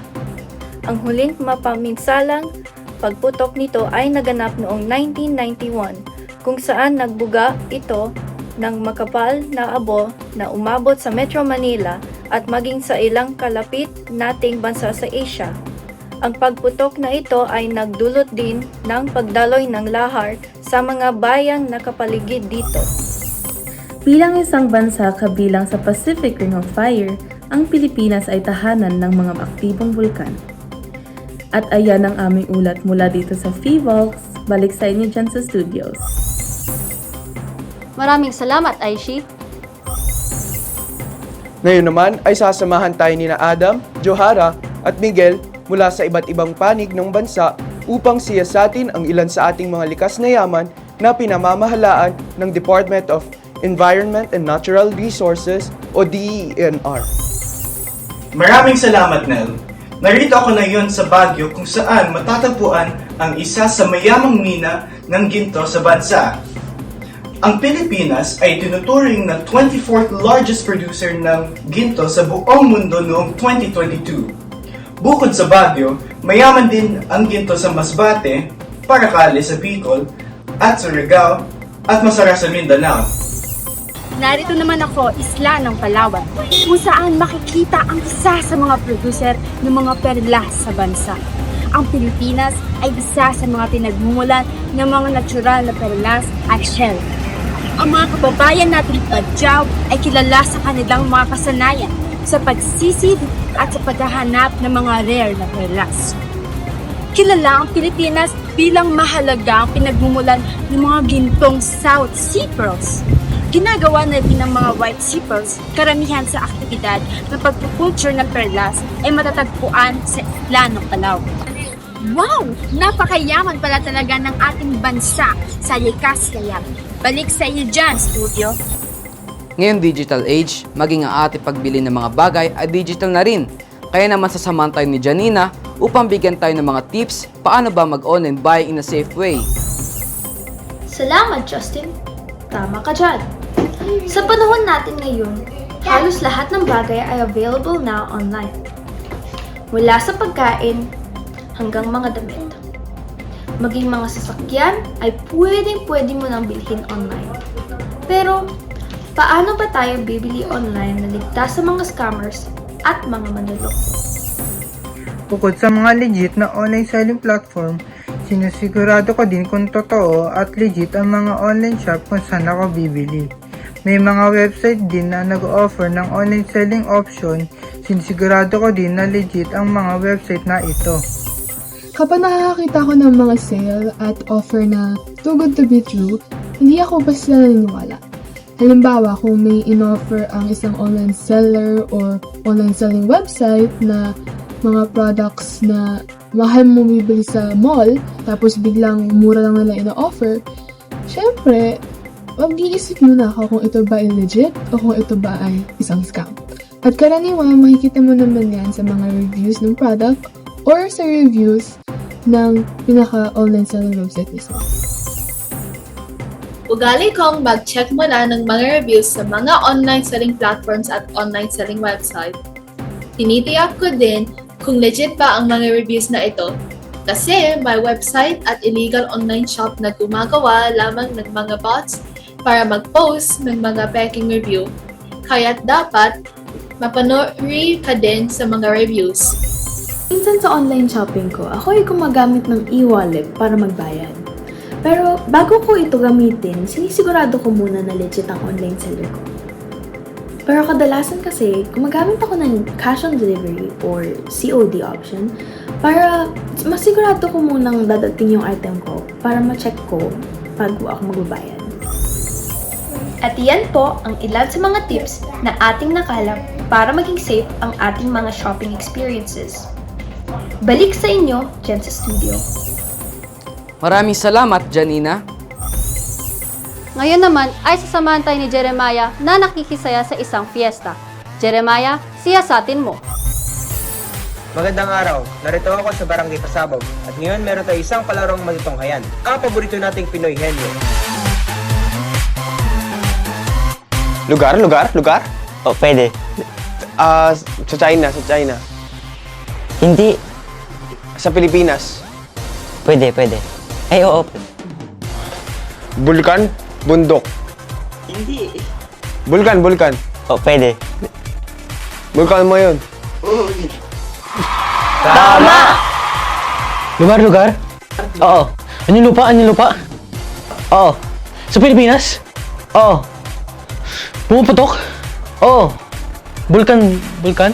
Oo. Bulkan Taal? Tama! Lugar? Pwede. Sa Pilipinas? Oo.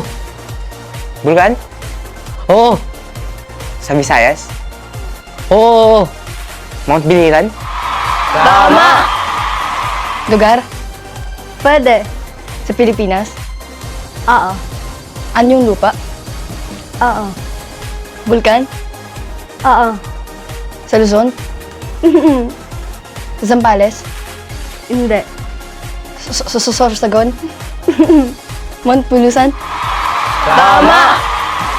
At yan ang mamasyang kaganapan dito sa Barangay Pasawag. Ako po si Jeremiah, balik sa inyong studio. At yan po ang kabuuan ng mga nakalap naming balita mula sa 4 na sulok ng bansa. Samahan po ninyo kami muli sa aming paghahatid ng mga totoo at tamang balita. At mga nakakaliw na pangyayari. Ako po si Princess Kahanap. Ako naman po si Nel Harod. At ako po si Justin Arguelles. At ito ang News to Go!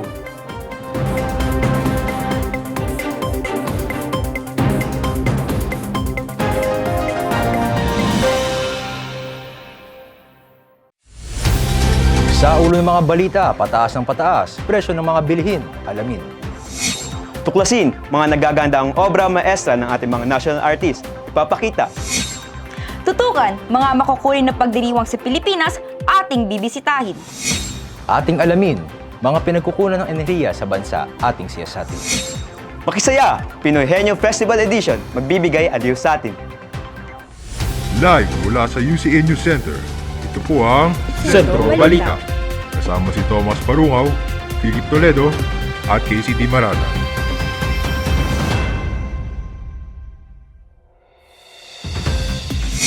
Magandang araw, ako po si Thomas Parungaw. Ako naman po si Philip Toledo. Ako naman po si Casey Di Maranan at ito ang Sentro Balita. Sa kabila ng hakbang ng ating pamahalaan, patuloy pa rin ang pagtaas ng mga presyo ng bilihin. Tinutukan ni Ali Menhas ang galaw ng presyo mula sa palengke ng Parañaque. Ali, siyasatin mo. Maraming salamat, Thomas. Narito ako sa palengke ng Parañaque para alamin ang kasulukuyang presyo ng mga pangunahing bilihin. Ate, magkano ang kilo ng kamatis ngayon?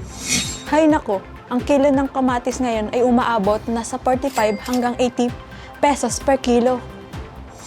Ate, magkano po ang presyo ng bigas ngayon? Ang bigas ngayon ay nasa 51 hanggang 65 pesos per kilo na. Kuya, magkano ang kilo ng baboy ngayon? Nako, ang presyo ng baboy ngayon ay nasa 290 hanggang 370 pesos per kilo na. Dahil sa pataas na presyo ng ating mga bilihin, ang ating mga kababayan ay nahihirapan pagkasyahin ang kanilang budget sa pang-araw-araw. Ang hirap na mag-budget sa ngayon. Yung dating 300 pesos na budget sa isang araw na pagkain, kulang na sa ngayon. Nagtitipid-tipid muna kasi patas ng bilihin. Pero, ang sweldo natin hindi naman tumataas. Ako po si Ali Menhas. Nag-uulat po mula sa palengke ng Parañaque. Balik po sa studio. Maraming salamat, Ali. Mga obra ng ating mga national artists.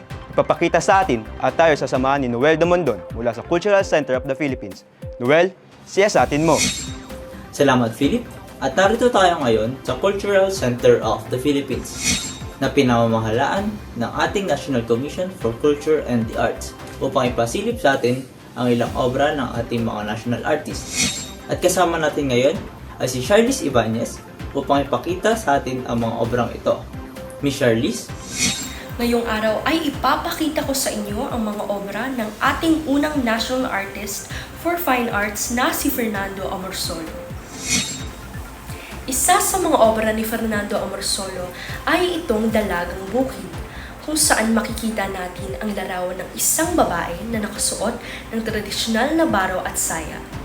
Siya ay may hawak na palayok at tila nagpapahinga sa gitna ng ilalim ng puno. Ito namang obrang ito ay pinamagatang Afternoon Meal of the Rice Workers. Makikita natin dito ang isang pamilyang nagsasalo sa pananghalian habang nasa kanilang likuran ang ilang magsasaka ng palay. Karaniwan sa mga obra ni Amorsolo ay nagpapakita ng pang-araw-araw na buhay ng mga Filipino noon. At ngayon naman, ay kasama natin si Nashville Valencio upang ipakita sa atin ang mga obra ng ating national artist for sculpture na si Guillermo Tolentino. Miss Nashville? Salamat, Noel. Si Guillermo Tolentino ay tanyag sa kanyang mga gawa.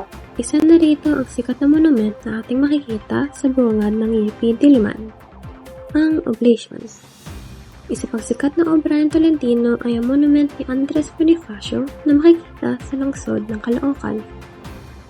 Si Guillermo Tolentino rin ang nagdisensyo ng selyo o seal ng Republika ng Pilipinas na ginagamit sa lahat ng opisyal na dokumento at mga tanggapan ng pamahalaan.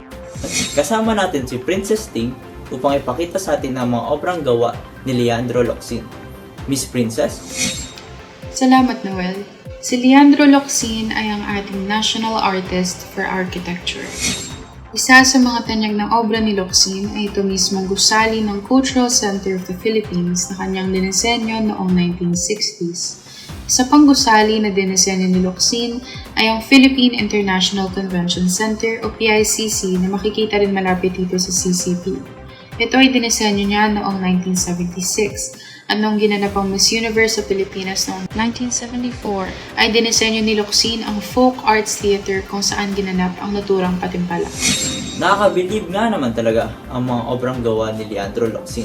At yan po ang aking mga ulat mula rito sa CCP. Nagbabalita, Noel Dumondon. Balik sa inyo dyan sa studio. Ang Pilipinas ay kilala sa buong mundo para sa mga makukunin na pagdiriwang na ginaganap sa iba't ibang panig ng bansa sa buong taon. At may ulat hinggil dyan sina James, Gabriel at JB. Reporters, siyasatin nyo. Salamat, Casey. Narito ako ngayon sa Baguio City upang tuklasin at masaya at makulay ng Palangbenga, ang Flower Festival ng Luzon. Makakasama natin ngayon araw ang ating tour guide na si Peter Jarandon. Ang Palangbenga ay isang taunang pagdiriwang na isinasagawa tuwing Pebrero sa buong Baguio City. Makulay na parada na kinapalooban ng mga floats na dinisenyohan sa pamamagitan ng iba't ibang bulaklak na makita sa Baguio at kalapit mga bayan nito. Ang salitang Panagbenga ay galing sa salitang Kankanay na ibig sabihin, panahon ng pagsibol.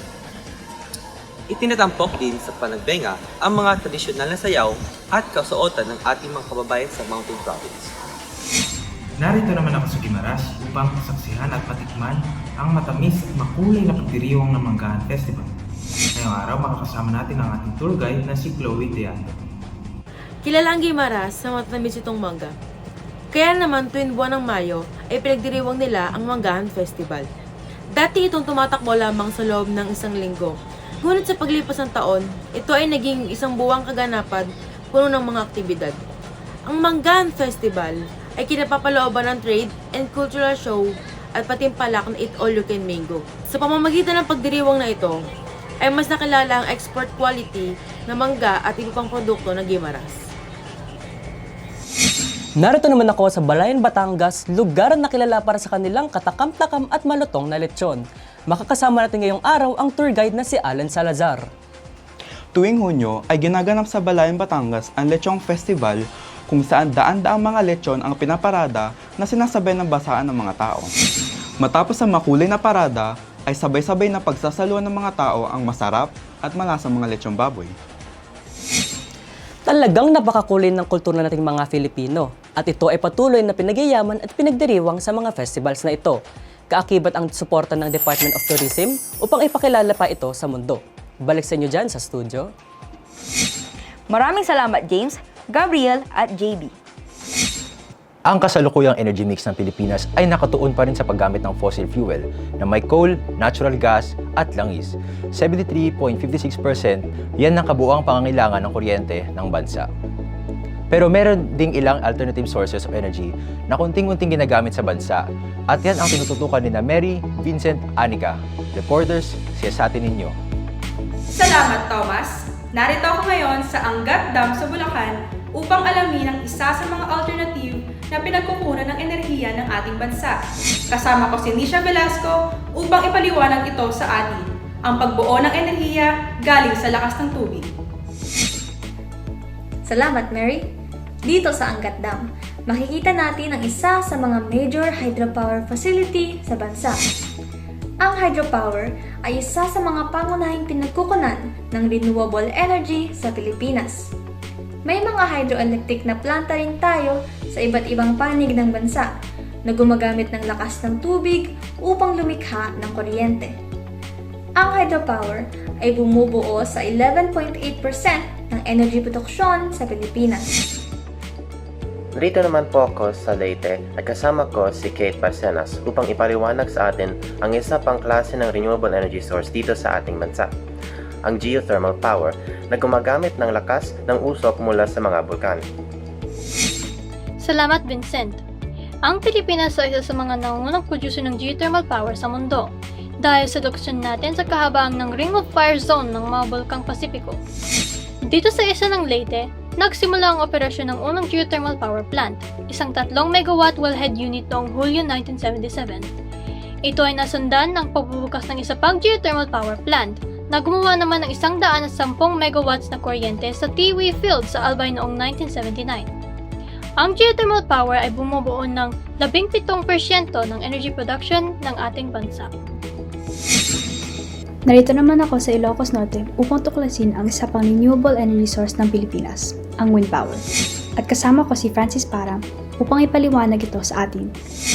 Salamat, Anika.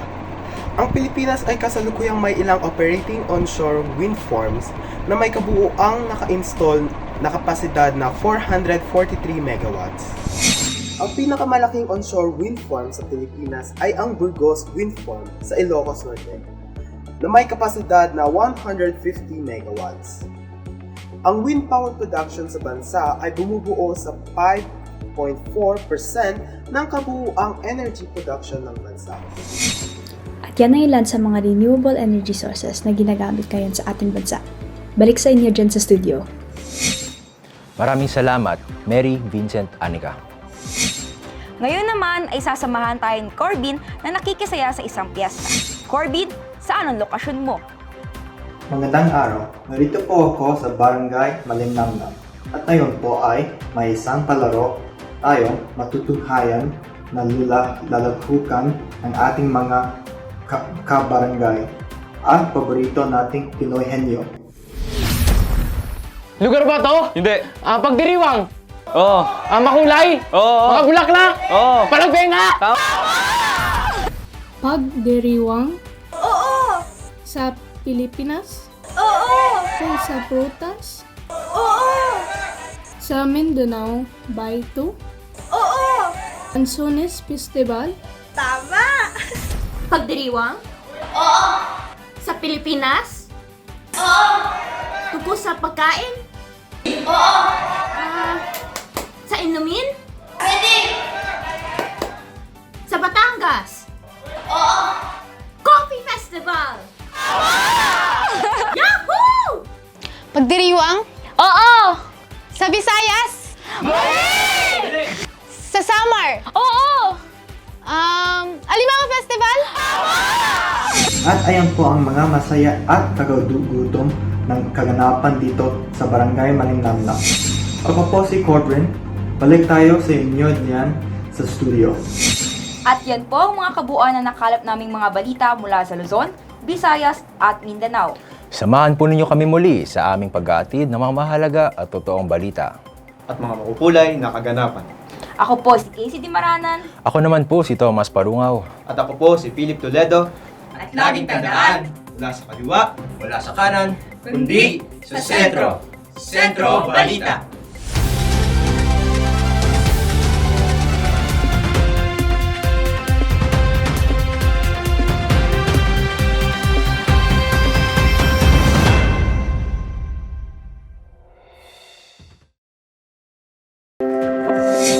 Ating palakpakan ang ikasampung baitang at senior high school para sa kanilang balitaan.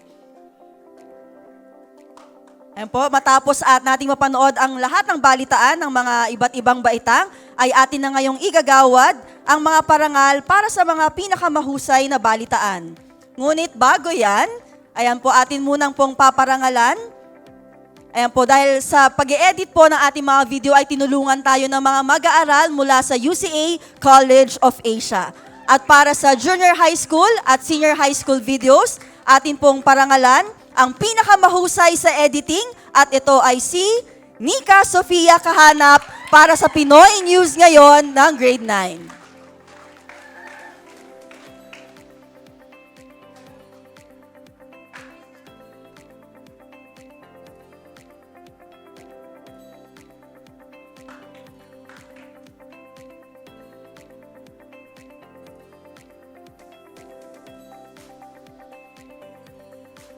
Congratulations, Ate Nika, para sa iyong napakahusay na editing.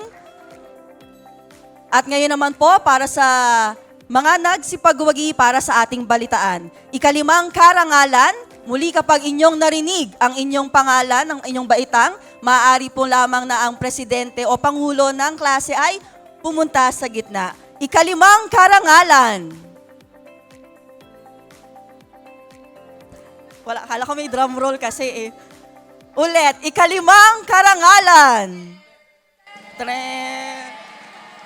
Okay po. Mula sa... Ulit. Mula sa...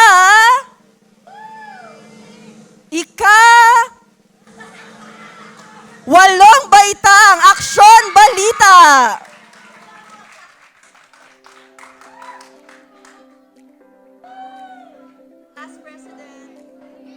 And class advisor also.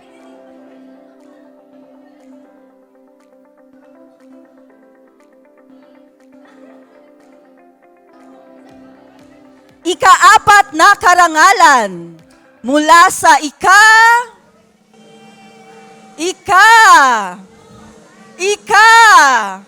pitong baitang Junior News Patrol.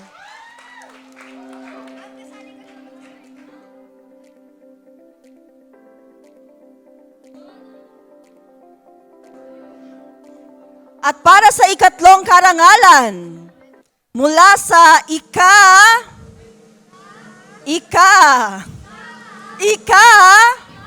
ika-sampung baitang News to Go.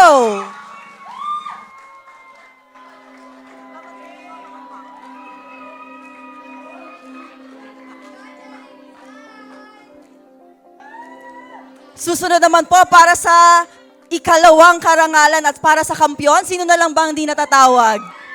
Sino na lang? Hindi pa natatawag ang senior high school at grade 9. So, sino sa kanila ang ikalawang karangalan at ang kampiyon para sa taong ito? Ayan po, maaari po nating tawagin ang Pangulo ng senior high school, isa lang, at Pangulo ng grade 9 class. Please stand here in front. Ay, ayaw nila.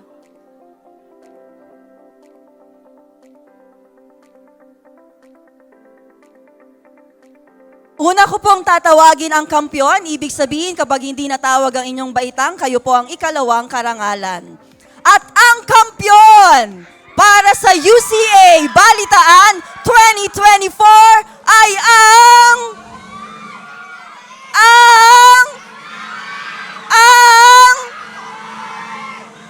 ika-siyam na baitang Pinoy News ngayon. At para sa ikalawang karangalan, Senior High School, Sentro Balita. Grade 9 dito muna. Sila muna ikalawa. Muli po, ikalawang karangalan, Sentro Balita, Senior High School.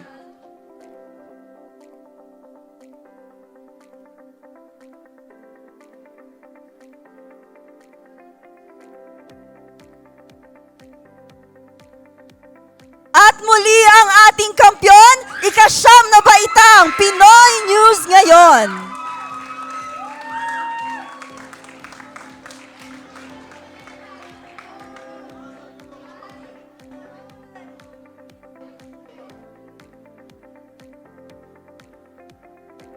Muli, congratulations po sa mga nagwagi para sa ating UCA Balitaan 2024. At higit sa lahat tayo ay...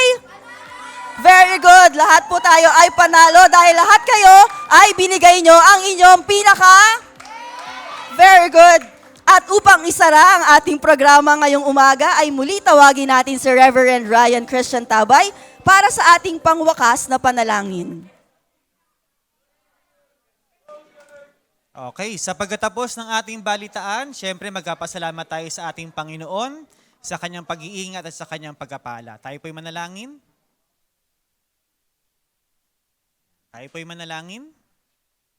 Hallelujah. Panginoon, maraming pong salamat sa nagdaang programa ng Balitaan 2024. And Father God, patuloy niyo pong ingatan ng bawat isa sa pag-uwi ngayong hapon na ito.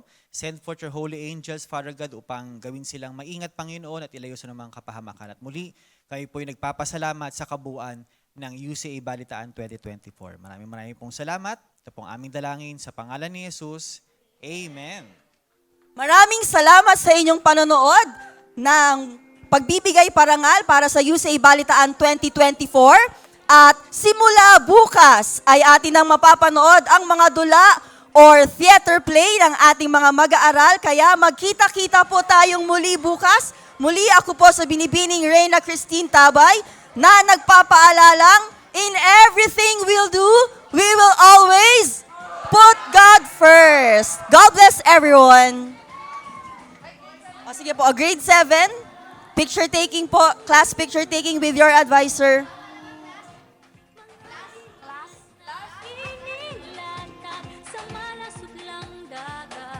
Yung mga grades po na gustong magkuha ng group picture taking, pila lang po tayo sa gilid.